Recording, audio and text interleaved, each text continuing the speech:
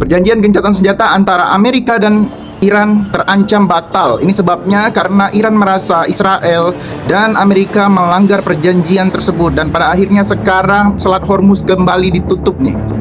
Jadi pada tanggal 7 April lalu, ini Donald Trump membuat tweet bahwa dia menerima proposal perdamaian yang terdiri dari 10 poin dari versi Iran. Dan ini juga akhirnya ditentukan untuk terjadi gencatan senjata selama 2 minggu untuk membicarakan hal ini. Dan ini udah ada ya di tweetnya.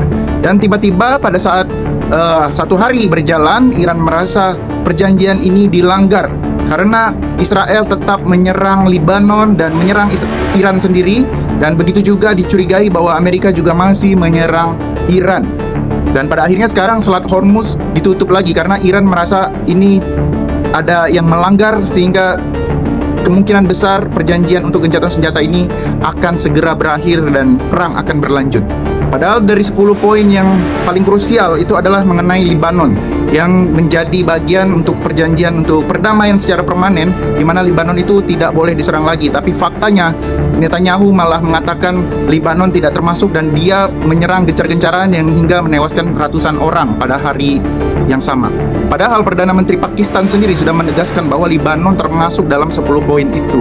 Dan itu juga sudah diakui Donald Trump bahwa Pakistan ini sebagai bagian dari mediator untuk perdamaian ini tercipta. Dan yang lebih gilanya lagi, belakangan ini jelas-jelas bahwa Amerika menyangkal 10 poin tersebut dan menganggap itu bukan poin yang mereka maksud. Dan ini agak aneh ya, karena mereka sendiri sudah mengakui dan bahkan ditegaskan kembali oleh Perdana Menteri Pakistan bahwa poin-poin tersebut adalah termasuk juga bagian yang ada paling krusial adalah bagian Lebanon yang sekarang sedang diserang habis-habisan oleh Israel. Nah, dengan membantahnya Amerika atas poin-poin ini di tengah jalan, ini menggambarkan seolah-olah ya dia ini seperti mengakomodir maunya Israel untuk mencapai tujuannya, untuk menjadikan Greater Israel ya, atau Israel Raya. Dan ini termasuk juga Lebanon, Irak, Syria. Nah, ini sepertinya pembantahan ini lebih ke akomodir dari keinginan Israel, jadi bukan untuk menciptakan perdamaian secara utuh. Dan ini jelas akan menyebabkan perang berlanjut ke depannya. Bahkan ex-US Counterterrorism Joe Ken ini ngingetin ya bahwa Israel bisa saja dia mensabotase perjanjian gencatan senjata antara Iran dan Amerika.